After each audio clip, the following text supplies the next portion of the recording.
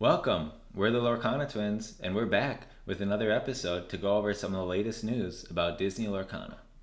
Yes, this week, Ravensburger has revealed two new characters that are in Disney Lorcana. Very excited about those, so we'll be discussing those two cards first.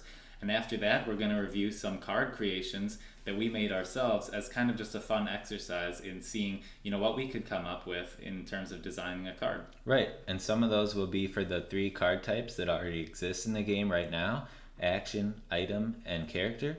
And then we have three new card types that have not been confirmed to be in the game yet, but that might be, that we designed some cards for as well. So we'll take a look at those.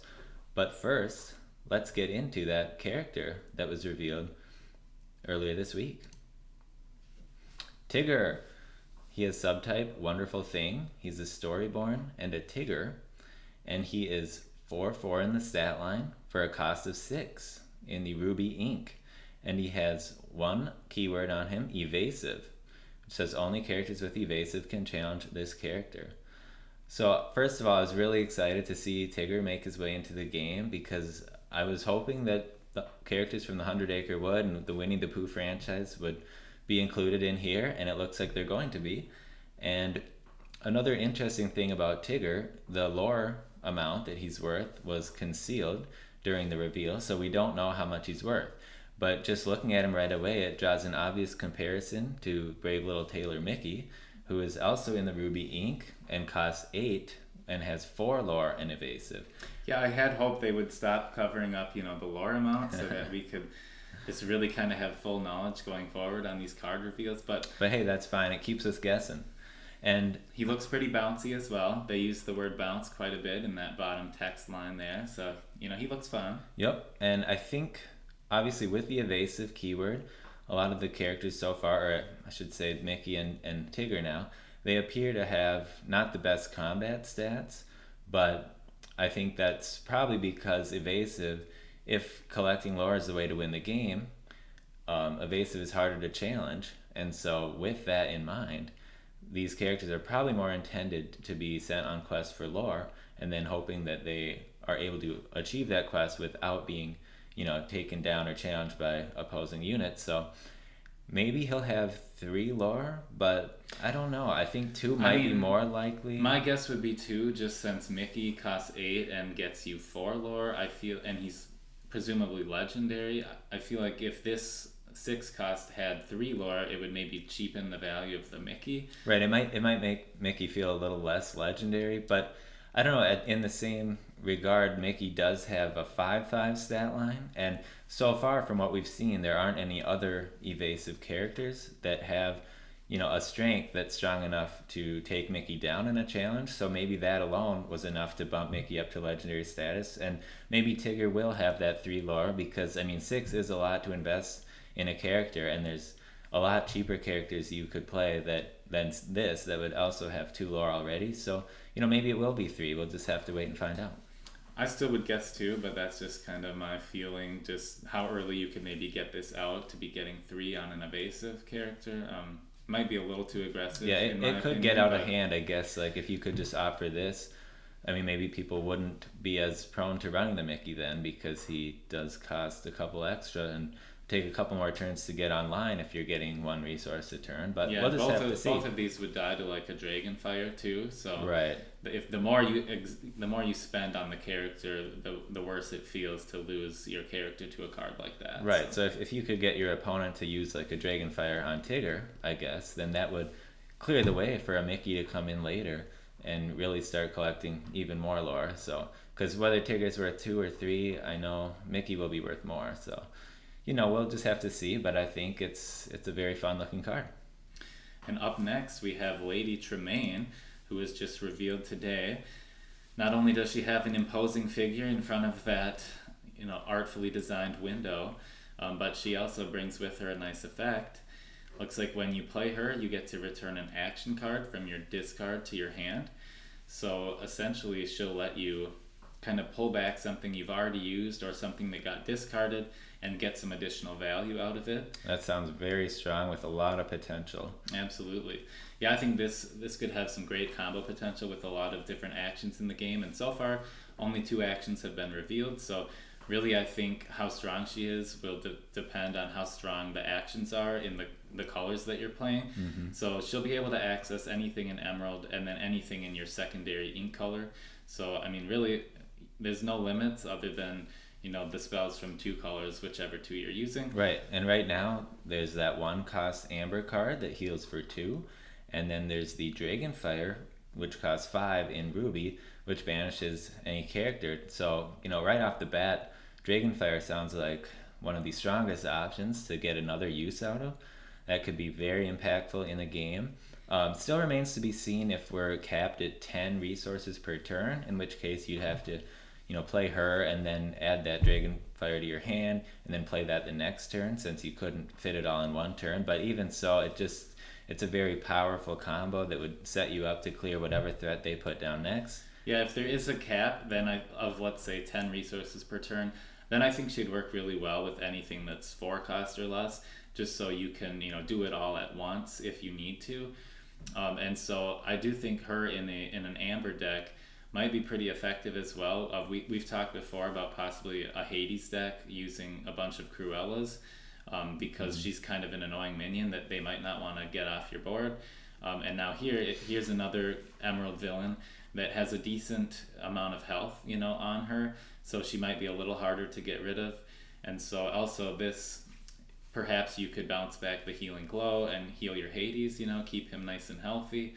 So just a lot of different options you could do with Lady Tremaine. And if your Cruella gets bounced, then gets banished, you could bounce the Lady Tremaine back to your hand. Absolutely. And then play her again and get another action, a second time back to your hand. So that's another powerful option there. And we did touch in our previous 2 videos about one potential idea about the flourish versus non-flourish symbol. I don't want to talk too much about that since it's just speculation at this point, but we had kind of mentioned how we think it might be that no flourish means you can only have 1 in play at a time. And when I first looked at Lady Tremaine, I thought, well, stat wise she's not great, and once her effect happens she's not doing anything on board, so why would they only want you to have 1 in play at a time? But then it kind of occurred to me that, like, let's say you're ahead on board a little bit and your opponent needs to develop something to deal with what you have, and you play Lady Tremaine, you get a nice, let's say a 4-cost spell back that maybe, Dragonfire is 5 to banish anything. Maybe there's a 4-cost spell that banishes anything 5-cost or less, So let's just say there's something like that. You take that with Lady Tremaine, you banish what they just played, and then next turn they try to develop the board again, and then you just play another Lady Tremaine, get the same spell back, and get rid of their character again. And all the time, like, you're always replacing that spell with your Lady Tremaine. You're not really losing any hand size. So you could be building up a field of Lady Tremaines, and whether she's worth 2 lore or 3, we don't really know, because again it's being concealed. But yeah, you're just getting so much value generation out of the 1 card and always replacing her with another one, whereas your opponent probably is not replacing the cards they play for free with cards from their discard pile, so unless they're playing Lady Tremaine as well or something similar. And it definitely looks like her stats would imply she's not meant for combat, so once you've played her, I would imagine you'd most likely be wanting to send her on a quest to collect lore and get you toward that potential win condition. So she's not something you can probably just comfortably leave up, and she does have 5 defense that they'll have to get through as well, and that kind of would set them back or kind of delay them going for lore themselves if they try to take her out. So just the idea of playing more than 1 at a time, maybe they would want to make you replace the first one when you play the second one. Yeah, some games have done that before, where if there's a unique mechanic, like, you can play another copy, but if you do, the first copy gets banished or goes to the discard pile. So that's certainly something they could do here. Like, if you're desperate and need to get your spell back, you might do it at the cost of getting rid of your first Lady Tremaine, in which case you didn't generate any lore off her. You didn't probably do combat with her necessarily. Yeah, so it kind of disincentivizes you from playing another one to overwrite the first. But so again, that's all speculation, and I've heard a lot of other good theories that have some merit and some promise about them too, regarding what the flourish or lack of could mean. And I think we're all just excited to finally know what it really does mean. Yeah, and I visually, this card's amazing to me. And Emerald, I was really excited to see an Emerald reveal, because we only had 3 cards before, and one of them was kind of vanilla, but at this point I think Emerald's looking like they have a lot of fun abilities, and I'm just curious to see what else is in store for Emerald. So right. Now we're going to move on to the portion where we kind of show off some of the cards we designed, just as a fun exercise in like seeing if we could, come up with some fun effects. And so we'll start off. Well, first, a big shout out to the creator of this card generator. Oh, yes. That has allowed us and many other members of the community to have a lot of fun designing and thinking up our own cards and able to bring them to life, very easily. I know there's a lot of talented people out there in the community, and I wouldn't have the first idea about how to build a generator like this. So big shout out to them. It's a very cool card game, so we'll put the link to their website in the description below. And now we'll start with your first character you designed. All right, so we each designed 3 cards kind of from one franchise. So I chose Frozen, and so this is Elsa. I wanted to think like what might a higher cost Elsa look like. I know there's one that's been revealed so far in Amethyst. Yeah, I could free. really see like a legendary Elsa being a big chase card for the first chapter, but it's yet to be revealed, so we'll have to see. Yeah, so that's kind of what I was going for here. I made this one a 10 cost. The ability Frozen Fractals, when you play this character, you can exert up to 3 of an opponent's characters, and the characters exerted from this effect take double damage during this turn. And then as an added bonus, this Elsa takes 1 less damage from all damage sources. So she's got 8, defense essentially, but she's a little tankier than she looks just because they need to put a higher power into her to take her out than that 8. And then she's worth 3 lore. I didn't want to make her worth 4 just because I feel like her effects are very pretty strong here. Of course, her effect like really only helps if you already have a board that can trade into the opponent's exerted characters. If it turns off some of their abilities too. That would be another use for it. So seems really strong to me. She seems pretty powerful, and I'm not sure if they would make a card with an effect like that, but it seemed fun. Yep, and if you're capped at 10 resources and it takes your whole turn to play her, I guess you want to get something strong out of it, and looks very strong to me. Now on to an action card you designed. So for the action, I did Cold-Hearted Betrayal. This is the part of the film where Anna expects Hans to kind of save her with a nice kiss, but of course he turns out to not be working in her best interest.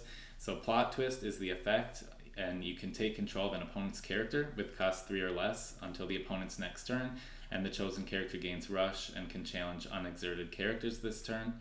So we were kind of operating before under the assumption that you probably can only challenge a character if it's in an exerted position. So this card, I wanted that not to be an issue. I wanted you to kind of be able to choose any target. And then, this would be nice for trying to clear the board in the early stages of the game where your opponent maybe has a couple of lower cost minions and you could just take one and then trade it out with another one of theirs. Yeah, that's probably pretty brutal for them to lose both their minions Yep. or their creatures against each other. But of course, later on in the game, this card probably loses value if your opponent doesn't have any low cost things down. There's other things that could get in the way of this. I suppose also when you're taking control of their character, you could also have access to any effects it might have. So this could be a very strong card. Absolutely. And yeah, balancing these cards, I mean, it was just impossible to do really without the knowledge of all the rules and how the gameplay works. But tried to do our best. So. And then finally for the item, so this would sit on your board after you've paid the cost of 4. Conceal, Don't Feel. These are Elsa's gloves that she wears to kind of keep her powers in check and stop her from using her powers.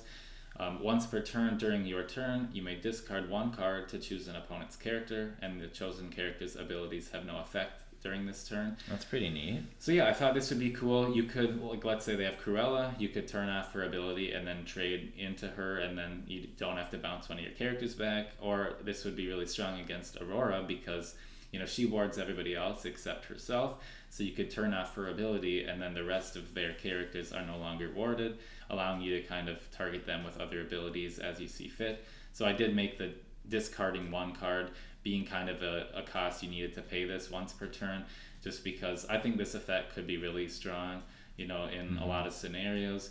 And so you kind of have to decide, like, is it worth me getting rid of a card to do this or not, kind of on a case-by-case basis. All right, now I'll take a look at a few that I designed, and I went with Hercules franchise. Love that movie, so these are absolutely pretty sweet looking. So first we have the Fates, All-Seeing Sisters. They are Storyborn villain. I thought that would pair nicely with Hades. and 3 cost, 2/3 stat line, and then they have the ability We Know. When you play this character, look at the top 3 cards of the deck, and then you get to return 1 to the top of your deck, and the other 2 on the bottom in any order, and then you repeat that with your opponent's deck. So not only do you get to choose the best card off the top 3 of your deck for yourself, but then you kind of get to stagger your opponent's deck with the worst card they might not want to draw, and then you also get a little insight into what they're playing in their deck and what you have to look out for. And then that fun flavor text, indoor plumbing, it's gonna be big, and they were definitely right about that. And now I've always loved the Fates. I think they're such a interesting characters. Now we have the Thread Won't Cut, and there they are again. And this is a 6 cost Amber action. Amber seems to be about protection, so I felt like it fit really well here. Plus that nice glowing thread's pretty golden. And that's the name of the ability, a golden thread. Choose one of your characters. Chosen character is immune to damage until the start of your next turn. What's the matter with these scissors? Basically, I guess you could use this a couple different ways. So if you gave it to one of your characters and then had them trade into an opponent's character and kind of got a free trade off of that where you don't take any damage, so then, assuming they challenge you back on the next turn, you're at least getting a 2-for-1 trade there. Or if you're sending a character out on a quest for lore, and this could be like in a late game scenario, maybe you just need 4 lore left and you've got Brave Little Tailor Mickey on board, and then you give him this and you send him on his quest. So that would almost guarantee that he could come back successfully from his quest unless they have some way to banish him, like through an effect, because it would be too broken if there was no way to play around it. So it still leaves the option open for a card ability or maybe a banish spell to overwrite this or play around it. But this doesn't look like it would stop like a Dragonfire, and there's probably going to be like action cards in the game maybe that bounce cards back to your hand, kind of like Cruella's effect, but more so on an action. Who knows. But so I think that's pretty cool. You got to leave a way open for them to deal with it potentially. And then the item I designed was the Mortal Potion. Drink up. Banish this item to de-shift target character, and in so doing you banish the top card in its stack. So if it was Floodborn Stitch, let's say, you'd banish the Floodborn Stitch card and then just leaving behind whichever Stitch it had evolved out of, so to speak. Or you have an option, you can set target character's defense to 1. So maybe you have this in your hand and they don't have any Floodborn or shifted characters on the board, so at least it's never a dead card. You could always just set a character's health to 1. And then, or maybe, if in some cases you might not have any units that are ready to do any challenging, but maybe they do have a Floodborn character and perhaps they're sitting on their Hades and he's worth a lot of lore because they've got a lot of villains on board. You could de-shift him, get rid of that problem. Maybe you don't want them to draw a lot of cards off a Stitch, so you could just use that top option. Pretty flexible. Just like as we found out today, Emerald cards are supposed to be kind of flexible in what they allow you to do, and this certainly fits that criteria. And then it has the Thirsty flavor text, which is more a nod to Panic's comment in the film when Hades, hears him slurping loudly on that beverage, and that's a funny scene. So I thought I'd work that in there. But in any case, on to the next card. So now we decided to make some cards that are types that currently are not confirmed to be in the game.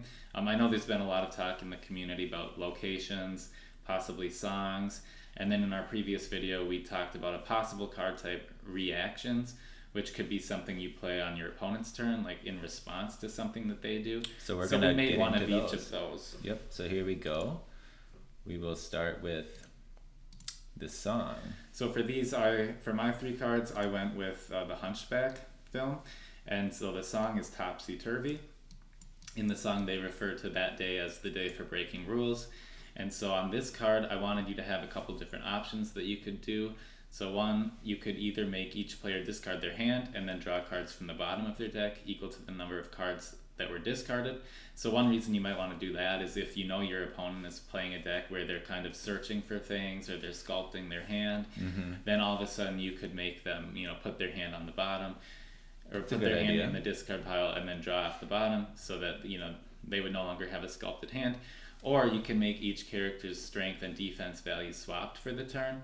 So an example of this, Lady Tremaine today we just saw is a 1/5, 1 strength and 5 defense. Right. You could suddenly switch her into a 5 strength, 1 defense, and use her to remove kind of an annoying minion that they have, whereas before she's just got 1 strength. Yeah, she doesn't seem very offensive. She's not a combat threat. So topsy-turvy, a lot of options you could do with that. Yeah, and I suppose if you have a horrible hand, you could just replace your hand with that first option as well. Now on to your location. So for location, I went with Sanctuary. Divine Protection is the ability. This one costs 10 to play, and we figured for locations it'd be kind of like an item where you play it down onto your side of the board and then it sits there. And there may be some ways to remove these, like through an action or something, but otherwise we feel like you would just have one location and play at a time. You could choose to override it with a different location. So in this case, when this location is in play, your characters cannot be banished. They can still take damage but cannot drop below 1 defense, and then your opponent may pay a cost of 10 resources on their turn to banish this card. So essentially, if you're capped at 10 resources, you're not playing any new characters or actions on your turn if you play this, but you do kind of give your characters immunity from being banished. So you could use this as a way to trade a lot of your minions into their minions via challenge, and if yours would normally be banished, they are not. And then it kind of slows your opponent down because a lot of games you need to win the board at some point to go after your win condition. And so if they can't banish your characters, they know they're probably going to need to spend that cost eventually, and probably sooner rather than later is better. So they probably weren't planning to need to spend 10 on their next turn and do nothing else.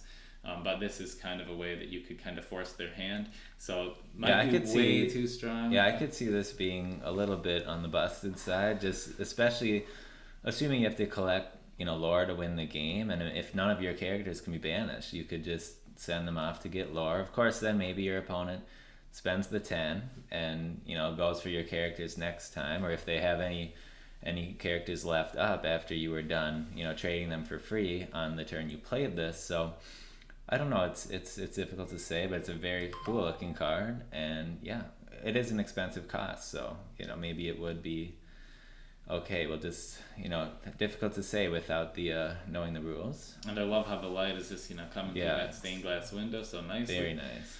And finally, definitely hoping to see some Hunchback of Notre Dame make its way in.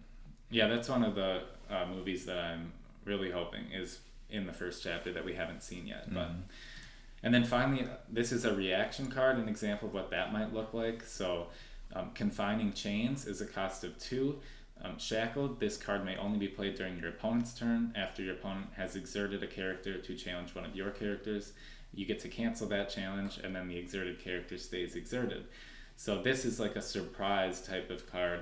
You save 2 resources, so that when it's not your turn, if they attack, if they challenge you with something and you want to stop it from happening, you can play this, in response to them challenging you, and basically, kind of thwart their plan for the turn in terms of that one battle. So I think this could be really annoying, to play around, but like any game, you just kind of have to study, what are all the options they might have in each color, and then just kind of know, okay, does my opponent have 2 resources ready? Well, if so, they might play Confining Chain, so it might make you think twice about how you want to use your characters in a challenge, going into I that could see turn.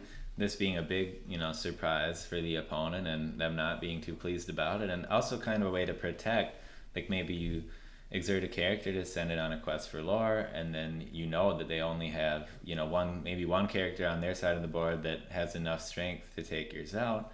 Maybe you save this, where if they try to challenge your character that's on the quest, then you just tell them, nope, you can't do that, and then you collect your lore whenever you're able to do so. So yeah, I mean, it would definitely add an interesting element of surprise too, especially anytime I'd see them floating 2 resources, it'd make you wonder and worry a little bit that they might be sitting on that. But yeah, so now we will take a look at what my brother came up with here. So here's a song, When You Wish Upon a Star, from Pinocchio. And the ability is called Anything Your Heart Desires. So you exert, and then you choose the character, action, or item card type. Then you look at the top 5 cards of your deck, and if possible, reveal one that matches the chosen type and add it to your hand. And then you return the rest to the deck and shuffle. So, and then it says, no request is too extreme. A nice quote from the song. And at a cost of 7, I guess if you look at the mirror, it costs 2 to play on the board, and then you have to pay an extra 4 to draw. So that first draw is costing you 6.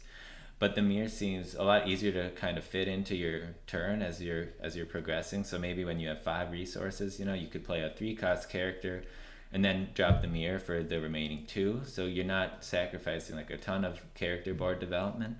But with this, it's a big initial investment up front. You got to find a chance to pay 7 resources for this. And then we don't know, like, can you exert on the turn it's played, or do you have to wait till the next turn? But once you get this, in play and have paid that investment, then every turn after that going forward, you can be not only adding a card to your hand, but, as long as you choose one that does show up in the top 5 of your deck, but it's also, the type that you think that you need most in that moment. So this could be really strong if you found a slow moment in the game to put it in play. So this is interesting because your song actually seems to be treated almost like an item, where it's going to sit on the board.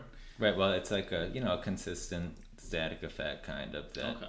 It's just there, able to do this when you need, and then I felt like it fit pretty well with the name of the song. And now we have a location, Ursula's Lair, so cost 4. And then Poor Unfortunate Souls is the ability. Your villains gain +1 strength and defense, and each of your Ursula characters in play gain +3 strength and defense instead.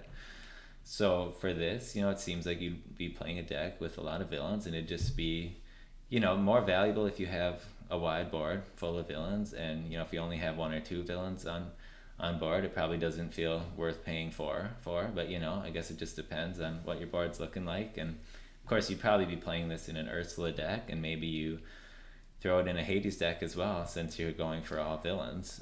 So yeah, if Amber and Sapphire is a good deck combo, this could be fun for them. Well, I think that could be very, very strong too, because like maybe there's a 2-cost Ursula, and she's like a 1/2, and then if you get this down on 4, suddenly she's a 4 or 5. Yeah, I mean, maybe they deal with her before she gets to that point. I don't know. And even a 1-cost, 1/3 statted unit would go to 2/4, and so I mean, that's decent. But I mean, you need more characters on board to want to play it, because you could just play a full-on, 4-cost character for this value. But very true. But yeah, it could be very powerful if you have the right setup.